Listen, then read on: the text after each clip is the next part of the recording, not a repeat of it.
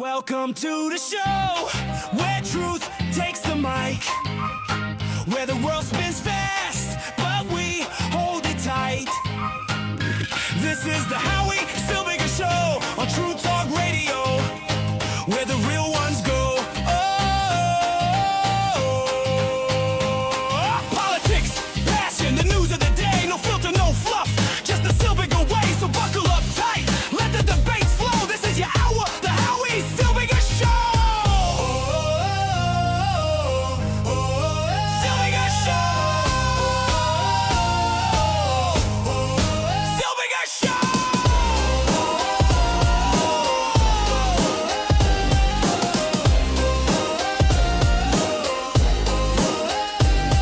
Politics, passion, the news of the day, no filter, no fluff, just the Silbiger way. So buckle up tight, let the debates flow. This is your hour, the Howie Silbiger Show.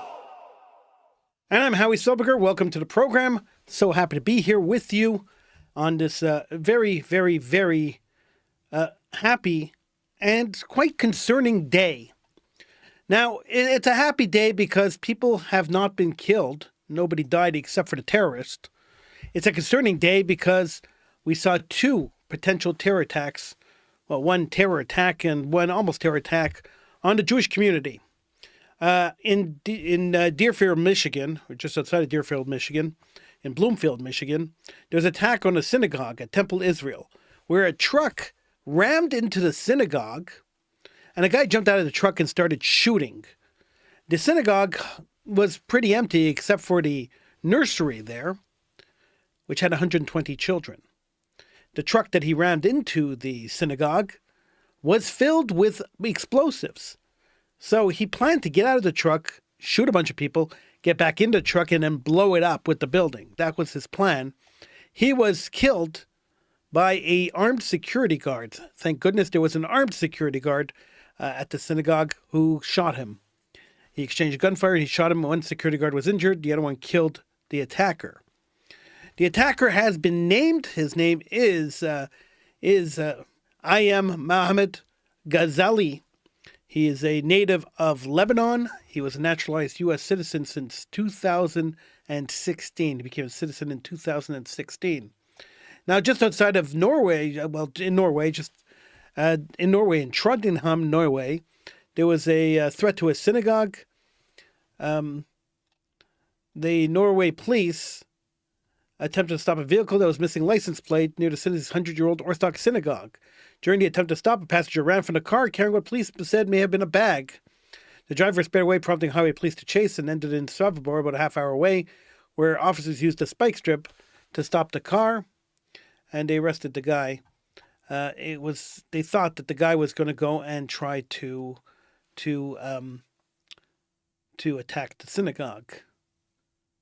So there was a ramming attack of a synagogue in Michigan, and then the attempted attack on a synagogue in Norway. And I have to wonder why Canada continues to not allow armed security guards at Jewish institutions. I have to wonder why Jews in Canada have to live under threat and not have ample, proper security in front of their buildings. Now, we know that the Jewish community is the only community under attack at the moment, the only religion under attack at the moment. You don't see too many trucks ramming into mosques, and you don't see too many trucks ramming into churches. You don't see people opening up fire on mosques and churches, but they are on synagogues. One today, and potentially another one in Norway. And we saw synagogues shot at in Toronto last week. We saw swastikas daubed on restaurants and on pharmacies and on butcher shops in Montreal this past week. So the Jewish community is under attack. And yet, we are not allowed to defend ourselves. We're not allowed to have guards standing in front of the building that could end the situation before it even starts. They say, believe in the police, trust the police. The police are only minutes away. That's what we hear all the time. The police are minutes away. If they would have waited minutes in Michigan, 140 children might be dead right now. We might be talking about something totally different. It would go from an attack to a massacre. That's what would happen if we waited minutes for the police to show up. The only reason the staff and the children of that synagogue nursery are still alive is because there was an armed guard standing in front of the building who opened fire on the terrorists that came to kill people in the synagogue, to blow the synagogue up. That's the only reason that synagogue is still standing, and the only reason the people in the synagogue were able to evacuate safely. Let's stop pretending. Let's stop pretending that political correctness is the way to go here. Let's stop pretending that we have to be polite about this. And let's stop pretending that throwing millions of dollars at the Jewish community, say, shut up, here's money to buy more cameras, is going to solve the issue. It's not. Just a couple of days ago, the Canadian government, the Liberal government of Canada, has decided that they're going to give more money to the Jewish community to upgrade security in their buildings for cameras and security guards. But what is the point of hiring more security guards or installing more cameras? That's not going to stop an active shooter. A camera is not going to stop an active shooter. A security guard who doesn't have a gun is not going to stop an active shooter. A security guard without a gun standing in front of a Jewish building that's being attacked by a terrorist will be the first victim of that terrorist. He has no way to protect himself.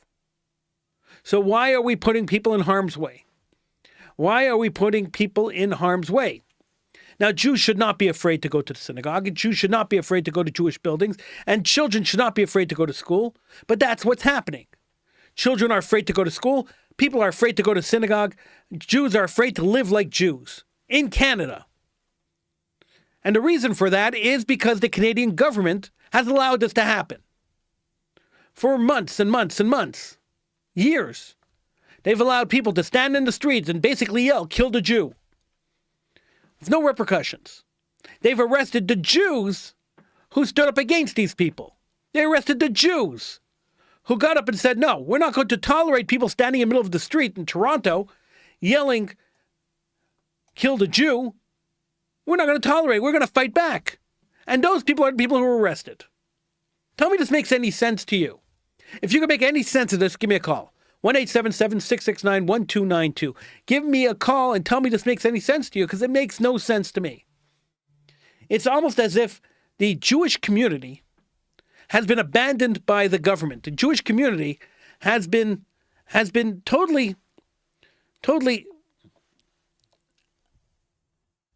ignored. Our needs are not being met. We are being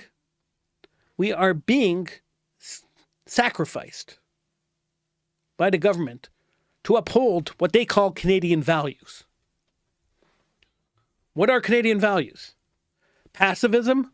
Okay, I'm good with pacifism. I have no problem with pacifism. You want to be a pacifist? No problem, but then let everybody be a pacifist.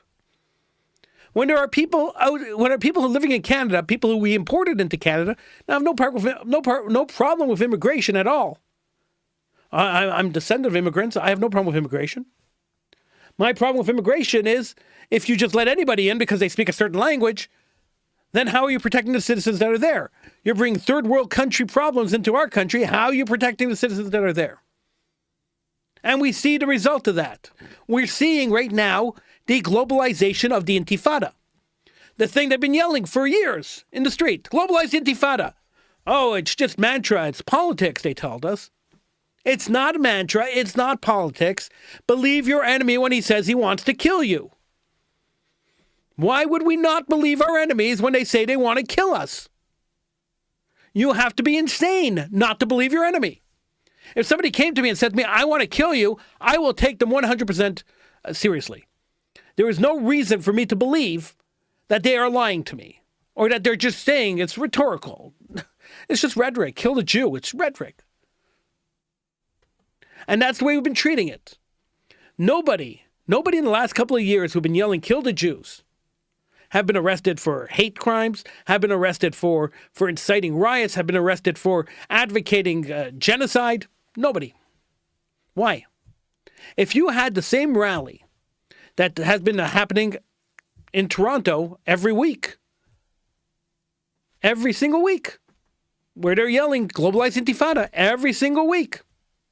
If you had that same rally happening every single week with a bunch of white people saying, hang the blacks, there would be mass protests, there'd be mass arrests, there'd be violence. The police would not put up with that. Politicians would be beside themselves, tripping over each other to condemn it. And everybody would be up in arms.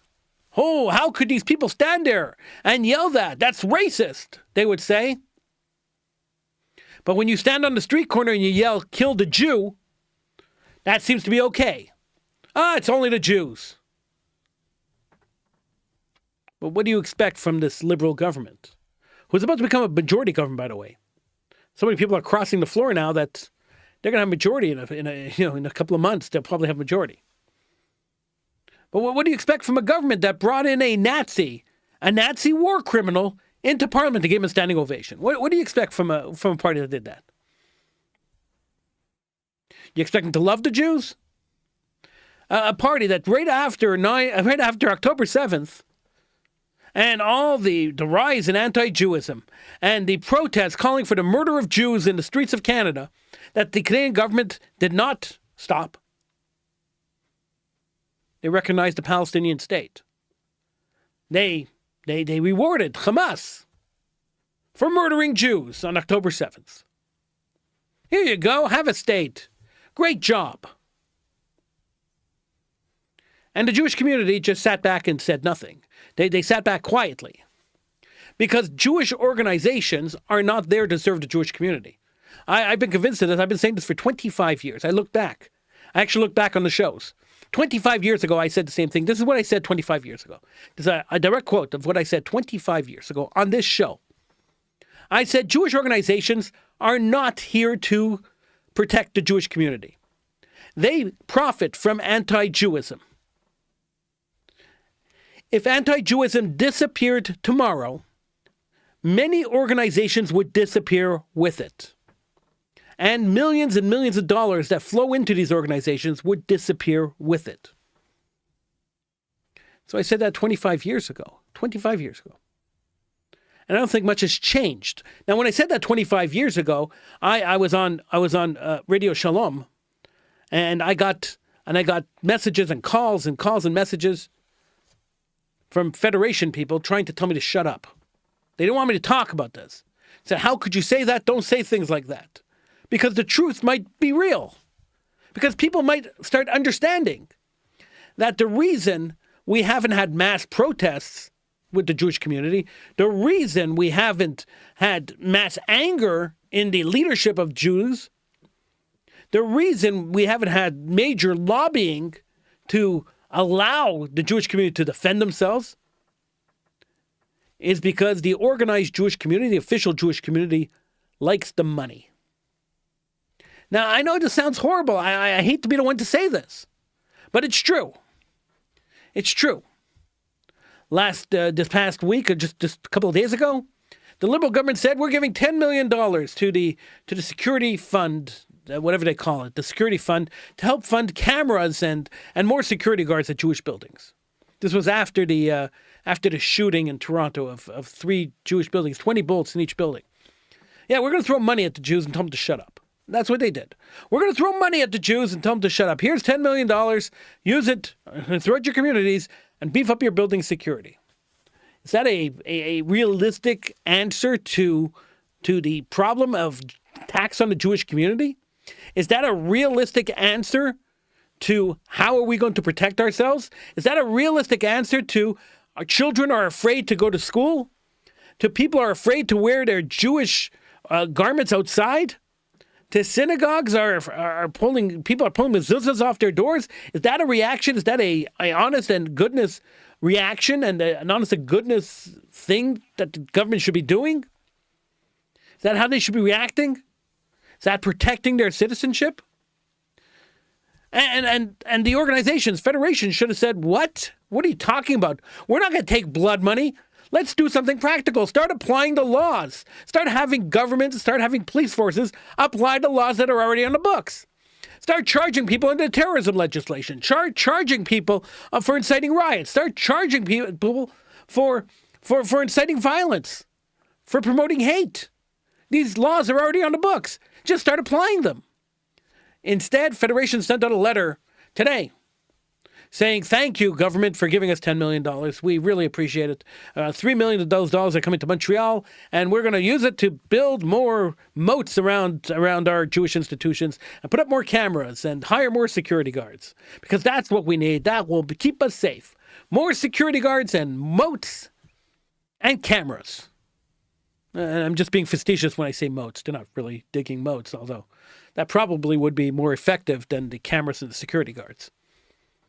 Put some sharks in the moats and, have a drawbridge. Let's go back to the 15th century.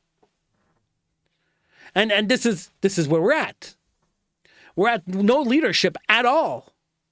Nobody in leadership position screaming, yelling, jumping up and down, saying, hey, enough is enough. We're not going to take it anymore. What happened to the activist Jews? Where did they go? What happened to the Jews that were standing in the streets yelling, free the Soviet Jews? Where did they go? They all got old and died. That's where they went. But what about the new generation? Why is nobody angry? Synagogues were shot up in Toronto. Businesses were scrawled with Nazi swastikas in Montreal. Schools were shot in Montreal.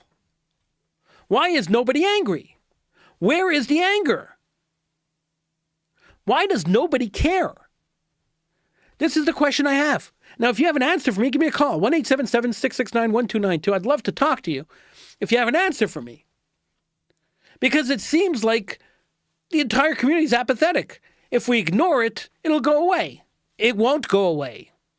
It never goes away. And so, what is the solution? Where do we go from here? And that's a great question. Where do we go from here? So there was a movement a little while back of a bunch of young people who decided to go get gun licenses.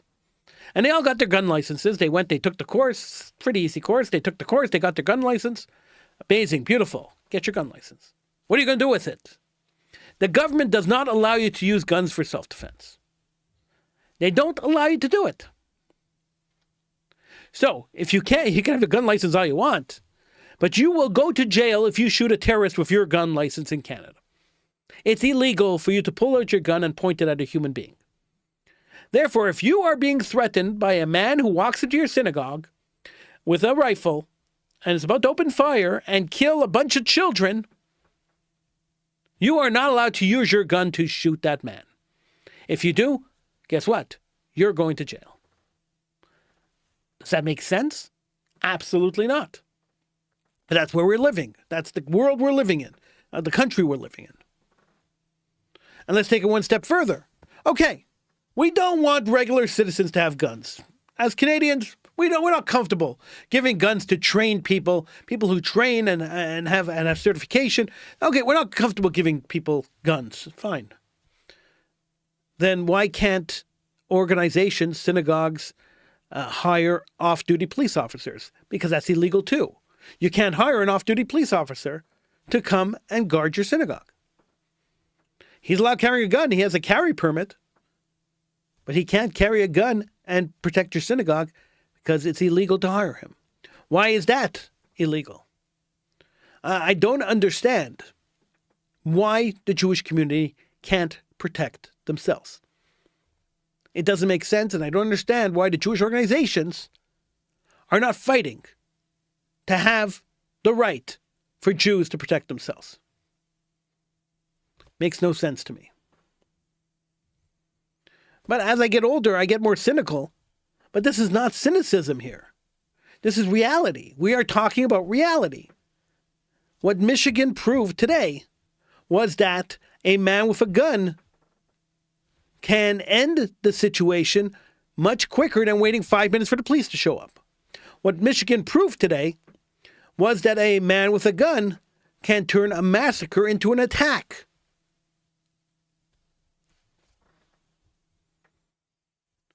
Now, I know. There's going to be a bunch of lefties screaming and yelling at me. What are you talking about? We can't do this. You can't be advocating for guns. Are you crazy? People are going to abuse guns. We're going to see an uptick in crime, uptick in gun crime, blah, blah, blah, blah, blah. That's what they're going to say. It's not true. It's not true. It's not true because we are trying to protect lives. We're not trying to take lives. We're trying to protect lives.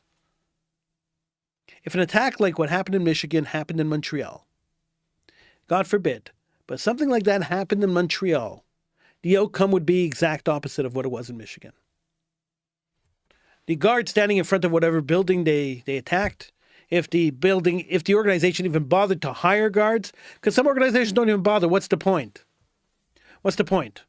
So the guard standing in front of the organization, if there is one, will be shot first. That's the first guy to die. And then everybody inside will die with him. Wow, thanks for the $10 million. That was useful. One extra body. Ups the death count. Well, maybe that's the plan. We'll generate more money to the organizations that collect money after tragedies. All I'm saying is that we should all be angry. We shouldn't be sitting by idly and just accepting this. We shouldn't be sitting by and allowing our organizations and our leadership to sell us out to the government, to take blood money, to get paid off. We shouldn't be allowing this. And by sitting idly by and quiet, I'm not being quiet, but if people who are sitting idly by and quiet, people who aren't pressuring their member of parliament, their member of the National Assembly, people who aren't pressuring the federations and the B'nai Bris of the world, people who aren't pressuring the anti-defamation leagues. If you're sitting idly by, you're part of the problem. You're not part of the solution. People who aren't going onto the street and protesting. People who aren't being loud. People who are hiding their Judaism. Taking their mezuzahs off the doors. I understand the fear. But everyone who does that, and every time you do that, you are allowing the terrorists to win. Now, let me just explain something. Before I go, let me just explain something. Many people argue that one man's terrorist is another man's freedom fighter. And that is not necessarily true. In fact, it's not a true statement at all. And I just want to give you a couple of definitions so that we understand the difference between a terrorist and a freedom fighter. Because I think it's an important distinction that nobody ever makes, and I think it's important that we make this distinction. A terrorist attacks civilian targets with the intention, with a political intention. So they attack civilians over politics. I hate Israel. I kill Jews. I hate Iran. I blow up the Iranian. I kill Iranians. That is a terrorist. They kill civilians to try to achieve a political purpose. A freedom fighter, on the other hand, goes after government targets to fulfill a political purpose. So if I attack a government, so government would be soldiers, politicians, political offices, so parliaments or embassies or whatever. If I attack a government, that's an act of war. A freedom fighter committing an act of war against a government that I feel is an oppressor is freedom fighting. Fighting the government, fighting the oppression, fighting the man, that's freedom fighting. The second that spills over into fighting civilians and attacking civilians, that becomes terrorism. Just so we understand the difference. So when the media mixes up freedom fighter and terrorist and tells you that one man's freedom fighter is another man's terrorist, it's not a true assertion. I know what an assertion is, but it's not a true assertion. I'm Howie Silbiger. It's the Howie Silbiger Show right here on the True Talk Radio Network. I thank you for joining me. I will see you again next show. Have a good night.